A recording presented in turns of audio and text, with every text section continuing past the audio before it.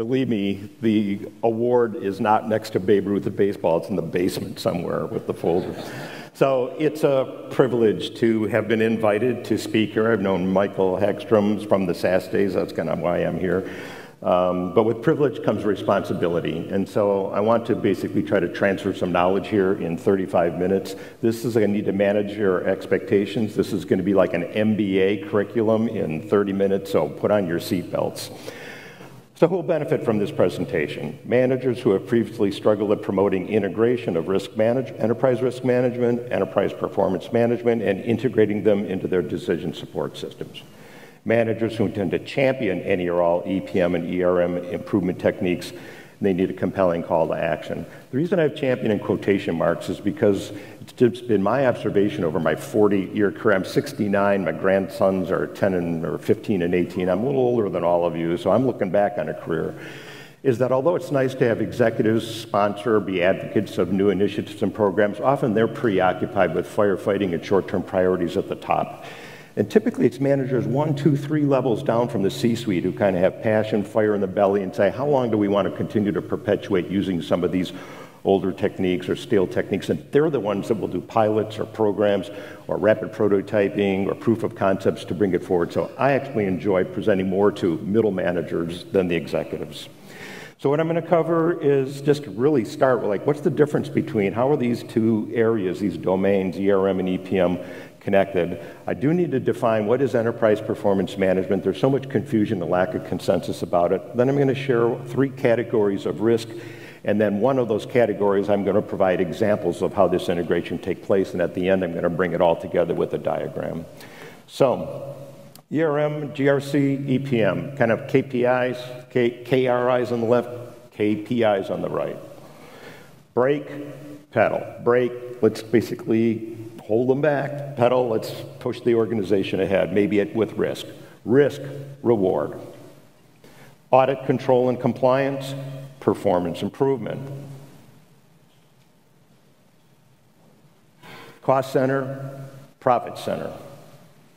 First line of defense, used in a lot of conversations. With EPM, it's first line of offense. It's the frontline people who basically take the actions to improve the performance of the organization. So if you put these on the left, I see that the left side is really the first 2 of what's been all over this place, which is the preserve and protect. The EPM is basically about the third. But they all basically have the common goal, aligning the behavior and priorities of employees with the mission. I'm going to read this because I think it's relevant. It's about friend or foe. Are risk managers supportive of long-term profit growth, or do they present obstacles that may stifle it? Unfortunately, this topic has a dark edge. A report of the Economist Intelligence Unit, and incidentally the link is at the bottom to this, titled Fall Guys, Risk Management in the Front Line. In the report, a risk manager claims he was fired for telling his company's board of directors that the organization was taking on too much risk. Did management want to ignore a red flag of caution to pursue higher profits? This involves whether strategy planners view risk managers as profit optimizers or profit detractors. And I hope we'll never ever have to read something like that together as your community basically gets higher into the organization, same seat at the table at the board of directors as the performance management already has. So there is confusion and lack of consensus about performance management. It's human resources. Actually, if you Google just performance management, the majority of the hits are going to be HR, employee appraisals, and so forth. The problem is authors like me, and there's a few others, didn't put the enterprise or the corporate adjective in the front. And incidentally, corporate and enterprise performance management are synonymous, and also financial planning and analysis sort of is almost a kissing cousin. Is it about scorecards, dashboards, KPIs and measures, as well as the alignment of strategy? Yes, but that's a subset, and we'll talk about the Kaplan and Norton strategy, map and balance scorecard. Is it about process, productivity, and quality improvement? Yes, but that's business process management, BPM. That's the world of lean management, Six Sigma, and so forth. This APM is a much larger umbrella. So, or is it all the above and even more? Well, this is the good news. Enterprise and corporate performance management are not new methods that people now have to learn, but rather it is the integration of existing methods that people are already familiar with. You may not have some of these components in your organization, but you may have read about them in magazines and articles. The problem is most organizations, when they implement them, they are in isolation of each other. So you've got the budgeting people in one place, you got the profit margin people and coding people in another place, you got the strategic planners in another place, and so on and so forth. You get a lot more power and synergy when you integrate these like gears in a machine, because each of these methods are gears. EPM is not a process or a system, it's an integration of multiple methods. And you get even a lot more power if you spice and embed analytics of all flavors into them, like regression, correlation, clustering, association, segmentation. And I won't go into that, but that just makes them even more powerful. So, what's caused interest in performance management? I mean, these methods have been around for decades, arguably some of them even before computers. And I'm going to quickly go through this list of 8, and then the rest of the presentation, I'm going to put a few of these into context. The first one is executive frustration with strategy failure. Most executive teams are quite good at formulating strategy. Their big frustration is failure to successfully execute it. And there's empirical evidence on this. Challenger, Gray, and Christmas, which is a Chicago-based, and I'm a Chicago native, go Cubs, monitors the involuntary turnover of CEOs, and it's been increasing over the years. And what's happening is I think board of directors are just impatient with executives that basically are not pulling off the strategy. Carly Fiorini at HP being an example. Next, increased accountability. Today, I don't think there's any place to hide. Managers and employees, including you, will be monitored. You will be held accountable. Doesn't necessarily mean your job's at risk, but it could adversely affect your salary increases or promotions. 3, more rapid decision making. I think unlike years ago, actually not too long ago, you could test and learn, have meetings in conference rooms with their supervisors. Today, people are on the phone, go or no go, yes or no. They need to make those decisions in real time. They almost wish that the executive team was sitting next to them and said, what decision should I make, go or no go? 4, mistrust of the management accounting system for transparency and accuracy. The truth is most managers do not trust the accounting data. I'm not talking about external financial reporting for regulatory compliance. I'm talking about internal managerial accounting where you use different rules and principles, and we'll talk about activity-based costing briefly. 5, poor customer value management. Today, I believe that customers view suppliers as commodities. They serve the same kind of stuff. You may not believe me, but people look at banks, same type of depositories and so forth. What this means is for a supplier to be competitive, they need to provide differentiated services to different types of customers. Few of them know how to do that well, and they don't know how to measure it. 6, this may surprise you, contentious budgeting. A lot of people make jokes about the budget. It takes a long time to put the thing together. It's obsolete in a couple of months anyway after you produce the thing. Caves into the loudest voice and strongest muscle of managers who know how to sandbag and pad the budget. There's all sorts of other issues. My belief is the best thing to do to fix the budget, stop budgeting. Did I shock you on that? But this raises the question, what was the purpose of a budget in the first place, and what can we replace it with? And when I move faster, and I've really got to go fast, we may not have time for Q&A at the end, but I'll be here at the end after Michael does the final and throughout the afternoon. 7, dysfunctional supply chain management. I think the problem there is most customers view suppliers as the enemy. They basically pound on them. They don't care if they drive them out of business. They can always pick up another supplier. That's got to stop. Supply chains are competing with other supply chains for share of wallet and purse, so there's got to be collaboration, especially in that interface between trading partners, because there's a lot of waste and opportunities in that interface. And finally, unfulfilled return on investment promises from large IT systems like ERP systems and CRM systems. And my belief on that one is if you actually interview a CIO 3 years after they've implemented a large ERP vendor, and I'm not going to name the names of the vendors, and ask him, how much do you think the ROI that software salesman sold you on 3 years ago met or exceeded it? Most of them would say, I don't think so. God, we put 3 years of work in. That does not mean you should not put it in those systems. Of course you need to put those systems in. The problem is you get a lot of transactional data, but not necessarily the information. So what the enterprise and corporate performance management methods that I will describe briefly does is it releases that data into information like seeds from the ground and creates the ROI. So I'm going to talk about these 4 and put it in some sort of context. Those I will be providing the slides to MetricStream, and so there's the definition that I pretty much just described. So let's talk about 3 categories of risk. And I'm basically, and this has to do with my career. Careers have a lot more to do with luck and circumstances than being smart and competent. I had a few lucky breaks. My first lucky break was I wound up becoming a division controller in Milwaukee, Wisconsin at the age 27, and I then learned about management accounting and all of the issues and flaws that are related to it. But another really big break is in my consulting eras with Deloitte and KPMG, and it was fun talking to them as exhibitors because I'm an alumni of their firms.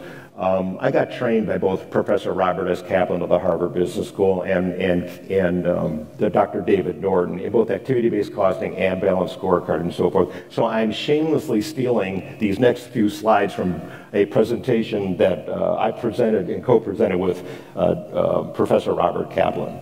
So the three categories of risk: preventable risk, strategy execution, and EPM risk, and external risk. I'm going to go through the three of them because those definitions are right here.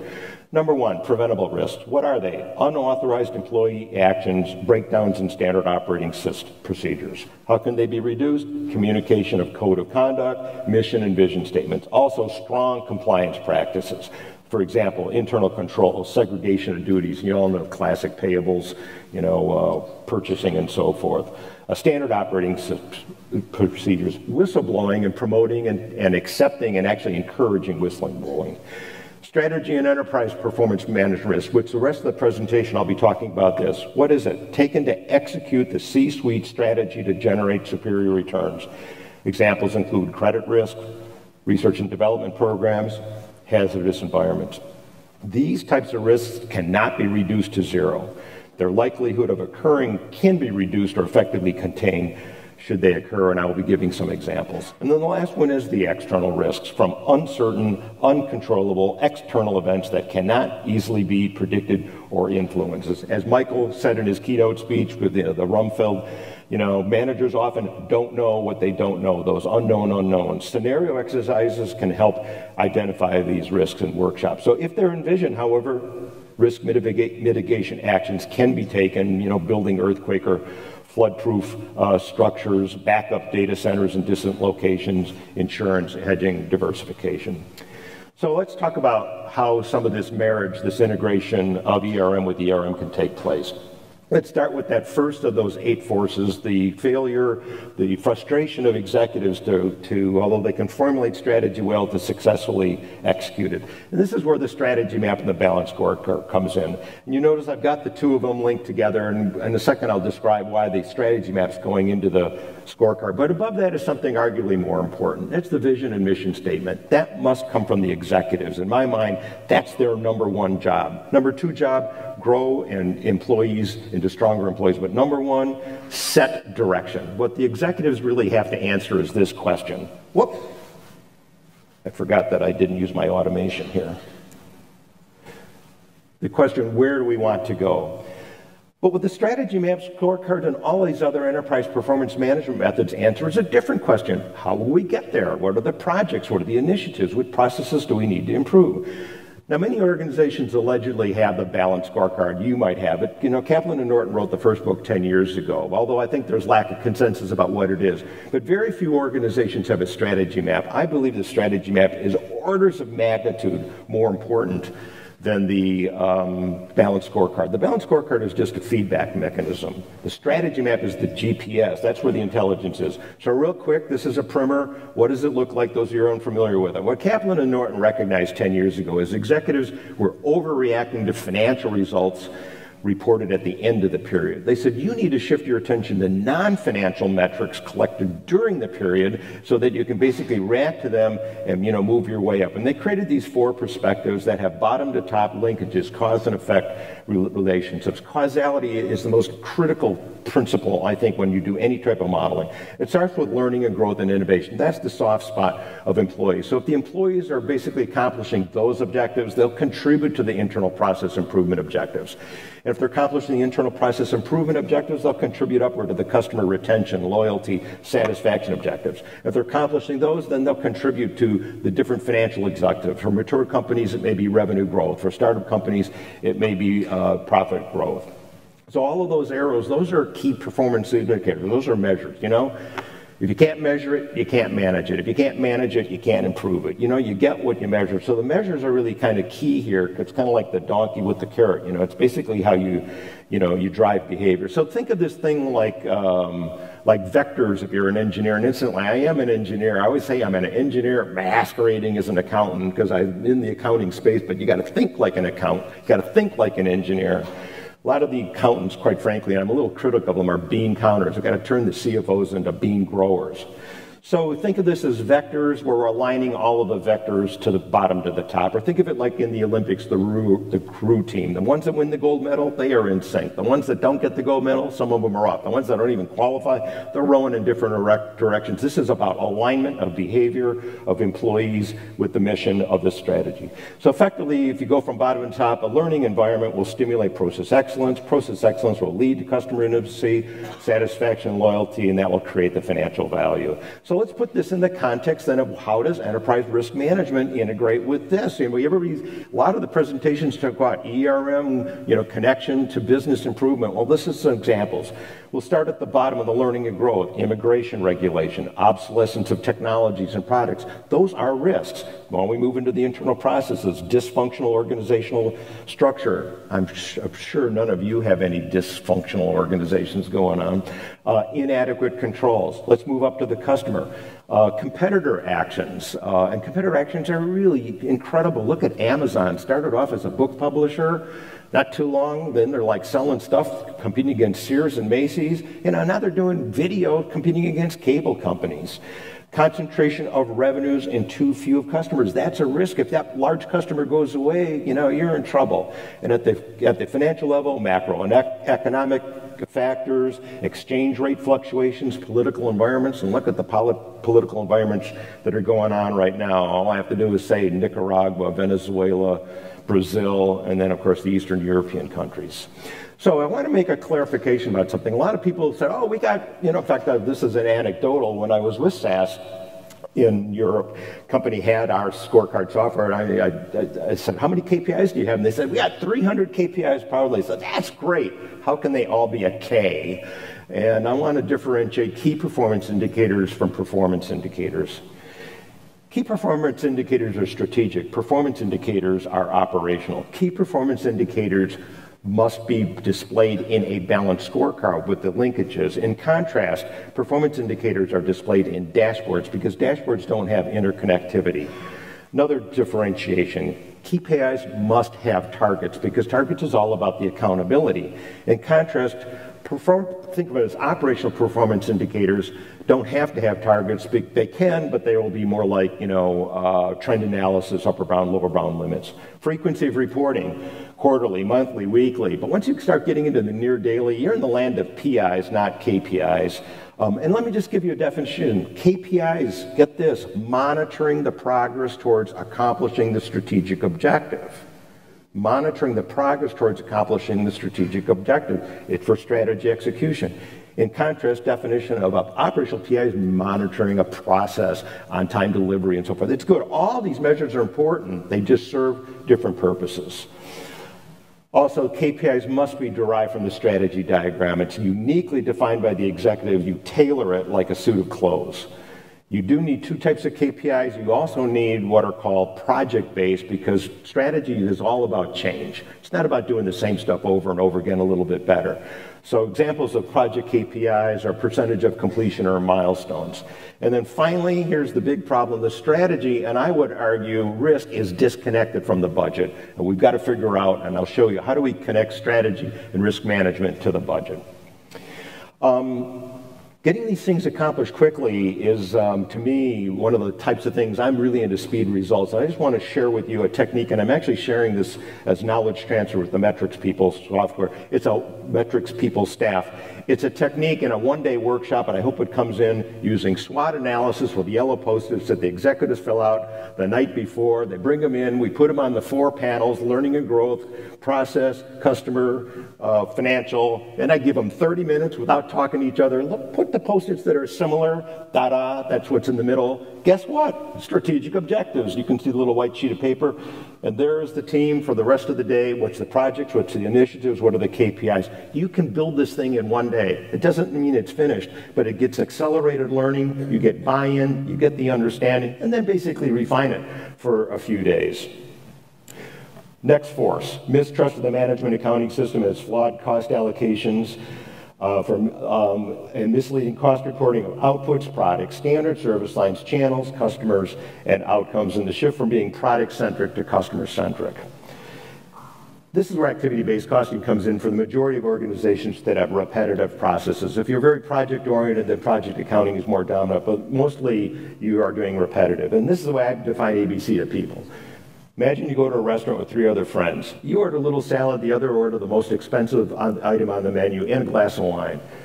At the end of the meal, when the waiter or waitress brings the bill, the other 3 say, hey, let's split this check evenly. How do you feel? Not fair, not equitable. Well, that, to get a little serious here, in a traditional standard cost accounting system is how products and standard service lines feel when the accountants take this big blob of indirect and shared expense, which is very substantial, and they peanut butter spread across these outputs on labor hours, machine hours, number of units produced, sales dollars, full-time equivalents, head count. None of those factors reflect the unique consumption of those end-to-end processes and the work activities that belong to them. So if you were to actually dissegment those, trace them on some sort of quantity that reflects the consumption rate, you'll discover some of your products and service lines are overcosted, the others must be undercosted.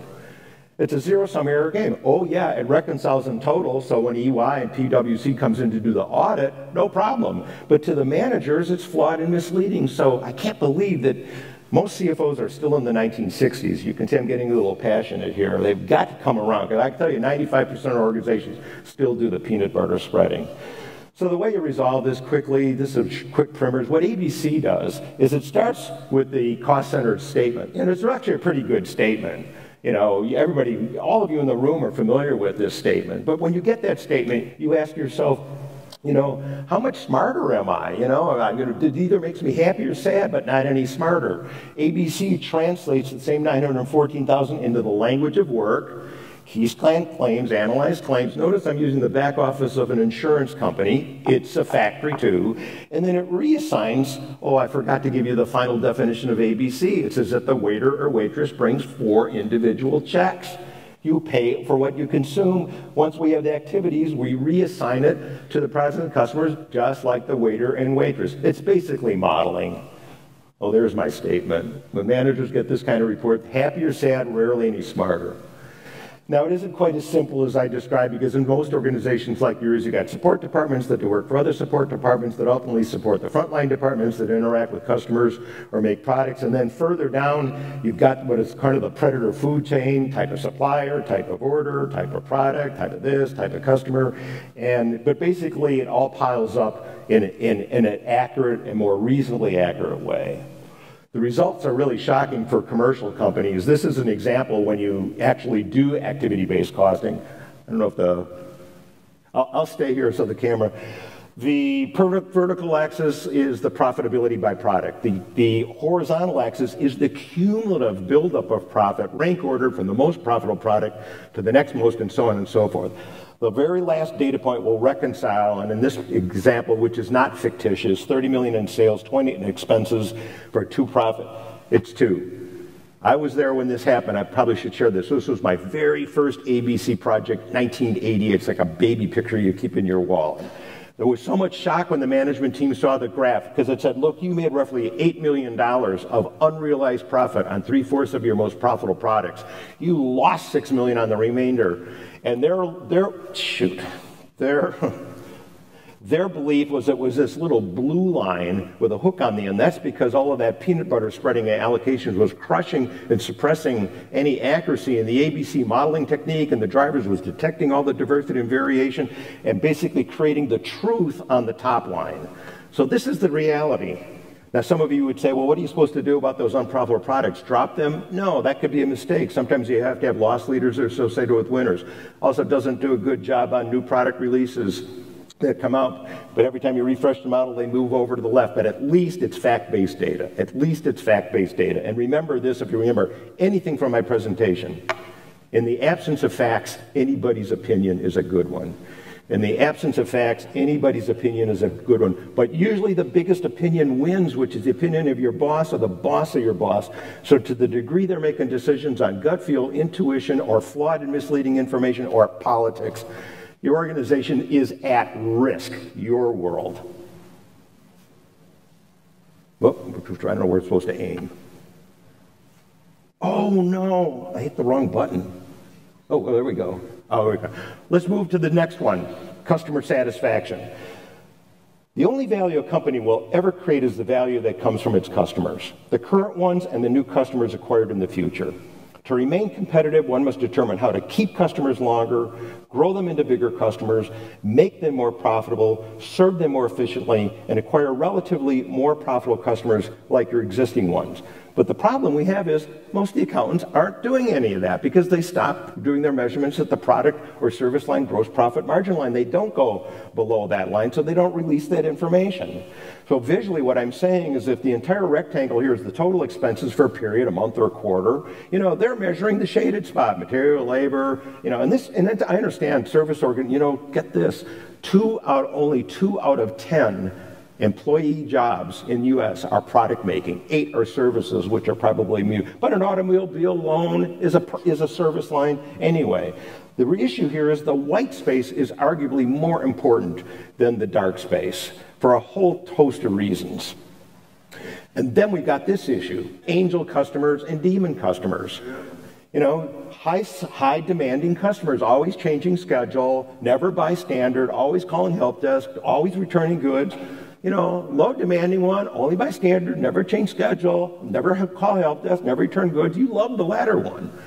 So even ones that basically you think your largest customers in sales are your most profitable, they're not. And what activity-based costing does is it basically measures that. The way it does is it creates a profit and loss statement by each customer. And there'll always be two swaths. There'll be up to the 30% composite gross margin here for a customer, and that's where they're buying stuff higher and lower. But between the 30 and the 8, 22 more points of margin eroded, nothing to do with products. It's all channel of customer service and so forth. And if you calculate this for every single customer, you can put it on a grid where the customers are these intersections on the grid, and now things become obvious. The most unprofitable customers are in the bottom right because they're buying low margin mix from you and they're difficult to serve. They're the demons. The most profitable customers are in the upper left because they're buying high margin mix from you, which you can now really measure, and they're low maintenance. So now the name of the game is move the dots from the right to the left. And that would be a different speaker than me because now you need a marketing person, cross-selling, upselling. If they buy a set of golf clubs, can I sell them a golf shirt? If they buy a golf shirt, can I sell them a second shirt at a discount? Unbundling and doing fee-based. The banks have been doing that for quite a while. The airlines are doing it. So it's all about the actions that you take to make it more profitable. This is performance management. Another technique, though, some of you are saying, well, we tried ABC, or I've heard that things takes months and years. This is another technique that I'm going to be sharing with the MetricStream individuals, as well as their ecosystem partners. It's a practice that I started 10 years ago. It's called rapid prototyping with iterative remodeling. You build the very first model zero in a day and a half with 5 to 6 cross-functional people in ABC software. Purpose is not to have useful information. The purpose is to bring the peer managers and executives in at 2 o'clock in the afternoon the second day, and the light bulbs go on. How'd you guys do that so fast? Wow, so that's what it looks like. Oh, I can see what's going to happen here. If you iterate this and do it a little more deeper and more accurate, we're going to really know a lot more that we didn't know, and it's going to remove a lot of our disbeliefs. We can do comparative benchmarking. We can do profit margin analysis. You get the idea. People learn through doing. They don't learn, I don't think, as quickly in classroom trainings and like. And so this is basically, you get buy-in. I call it crawl, walk, run, fly. This is the crawl. You make your mistakes early and often, not later when the system's harder to change. Okay, budgeting. We go, and I got to go here in 5 minutes. I'm going to go really quickly on budgeting. Here's the solution to budgeting. I mentioned it's disconnected from the strategy. The way to budget is not all of these Excel spreadsheets that get consolidated where managers fill out January to December and roll them up to the top, and then some poor person in the accounting department's got to consolidate them, give it to management team, and management says, it looks good, but not good enough, we need more profit, send it back down, tweak some of the numbers, bring it back up, a little bit better, not good enough, up, down, up, down, up, down, up, down. You almost wish the executives to tell me, what the number did you want in the first place? But that's not the way to go, because we want to know their aspiration, but we also want to know the reality of what we're really going to be, and then we'll have to figure out in the gap, can we close it? So the way performance-based works is the resources you need really are the result of two river streams. So it's the repeatable operational work, and then there's, if you will, the non-repeatable work. This is demand-driven, this is project-driven. I'm going to go very, well, for you, in the grid that everybody's familiar with, we do the grid, you get your high probability and impact. We can't budget for everything, we budget for those. Let me bring the river streams. For the operational one, and I'm going to go very fast, when you build a good ABC model, you get unit level consumption rates, cost per blood test, cost per this, volume, and you forecast volume and mix that's coming at you. And I learned this, I think, second semester, industrial engineering, Cornell, volume and mix times unit level consumption rate equals capacity required, head count and spend. So effectively, we calculate the ABC model backwards with forecast.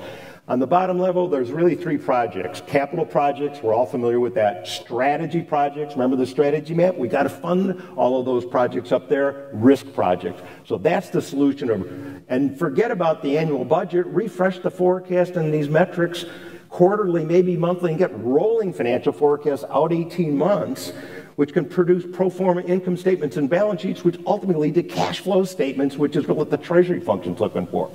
All right, I got to go quick here. I think I have I got 5 minutes. How does it all fit together?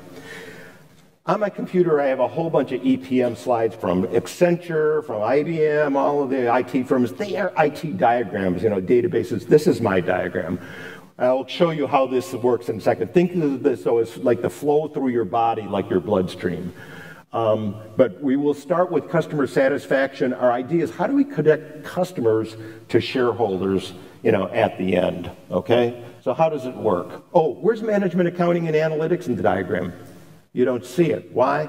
Because the output of analytics and management accounting is so pervasive, it just permeates everywhere. Oh, I see, I'm not using my automation, so I got to walk you through that. Usually I build it through, so let me work you through it. We start with customers.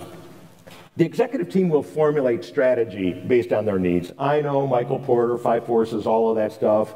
You know, we can bring that in, but let's just keep it simple, that the executive is going to formulate strategy based on customer needs.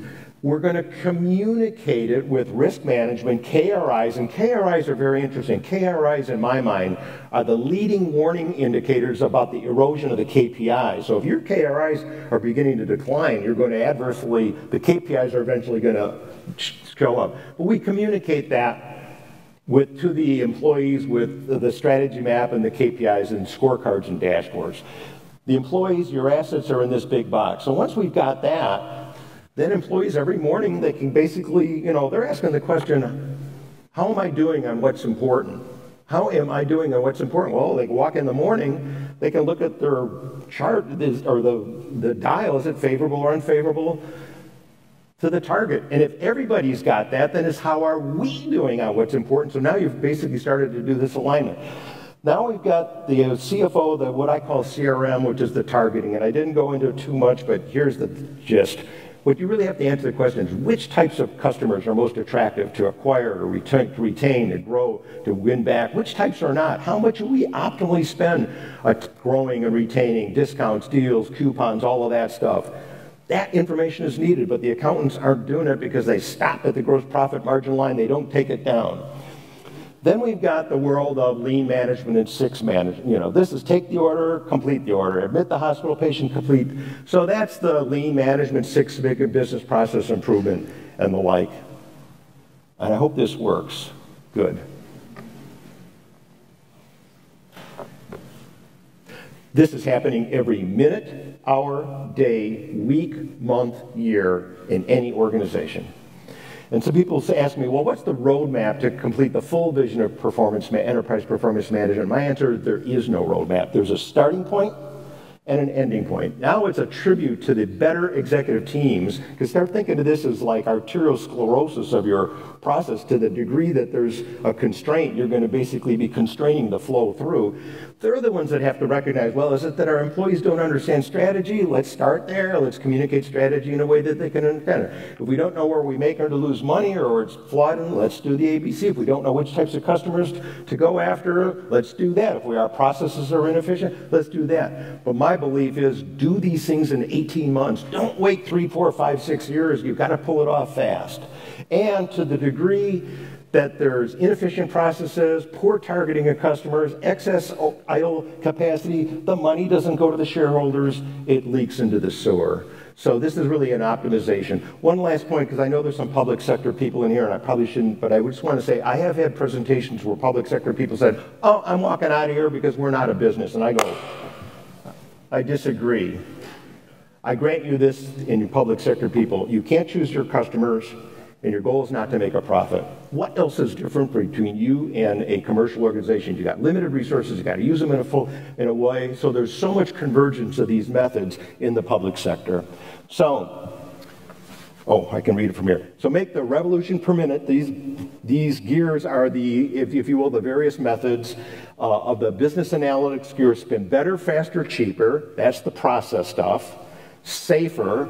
That's where enterprise risk management and GRC fits in. And smarter, that's where the strategy map and the executive team's strategy fits in. So your success depends on how well and how fast the right information intelligence gets to the book. Inside, I'm not trying to promote my books. You don't make a whole lot of money as an author, believe me. John Wiley keeps the money.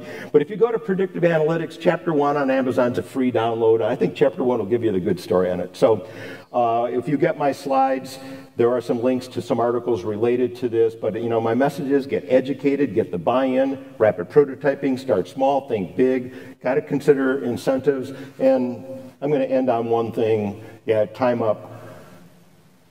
I think in the past, the best leaders and executives had the best answers. I think today, that's not the case. I think today, the best leaders and executives have the best questions. There is too much complexity and volatility and uncertainty in their life. They can't rely on their so-called gut feel and sixth sense or the decisions they made in the past that got them promoted to the top. They've got to create a culture of investigation and discovery and questioning and tolerance for making mistakes as long as you learn from mistakes. So that's kind of a message to the leaders at the top. Create that culture. There's my email address. My website is got a lot of free downloads. I'm partly retired, so I'm having fun, but I like communicating with people. I'll be here after Michael's final thoughts for Q&A, since I kind of talked through it. Thank you for your time and attention.